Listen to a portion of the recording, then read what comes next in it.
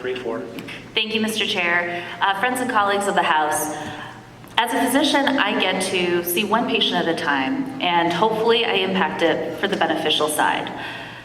The reason I decided to run for the House was because you see patterns as a physician, patterns of how we can fix systems and change laws so we can impact hundreds, if not thousands of Iowans at once. This amendment is one of those in which we can beneficially impact hundreds and thousands of Iowans' lives by a simple yes on this amendment. As we heard from Representative Thompson, the fentanyl overdose problem has exponentially been increasing. One person every 7 minutes is dying from fentanyl overdose death.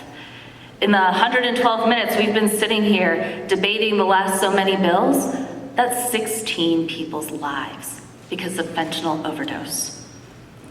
In the year 2021, more than 107,000 people died of overdoses. 2/3 of those were due to fentanyl in the US. And when we look at Iowa, 83% of our overdose deaths are because of fentanyl.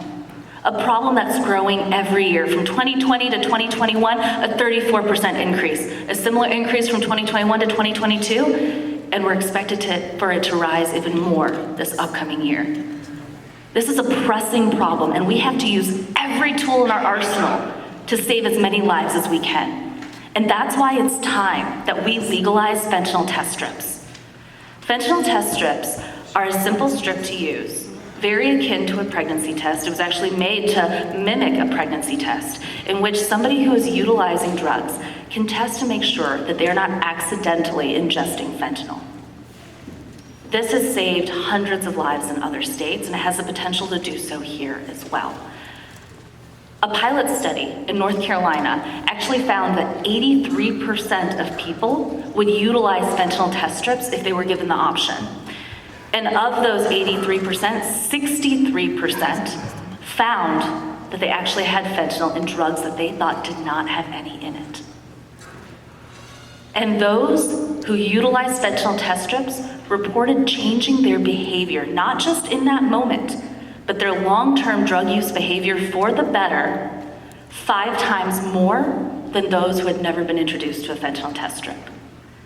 So this is about saving lives in the moment, but it's also about changing lives for the long term. And we have the opportunity to do that today with this amendment.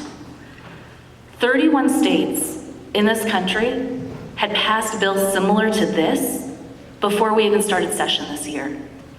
Last month, South Dakota was added to that list, and last week, the Mississippi governor signed fentanyl test strips into law, recognizing that it is an easy way to save lives. It's an easy way to make sure people survive and get the help that they need. I'm asking you today, let's work together, because this epidemic of drug overdose, of fentanyl overdose that we are seeing in each of our communities, it doesn't impact one gender, it doesn't impact one race, it doesn't impact rural or urban, it impacts everyone, every single person. So let's join together today and do something in which we can save those lives and save people from going through unnecessary harm with a simple yes vote that does nothing but help our communities. Thank you.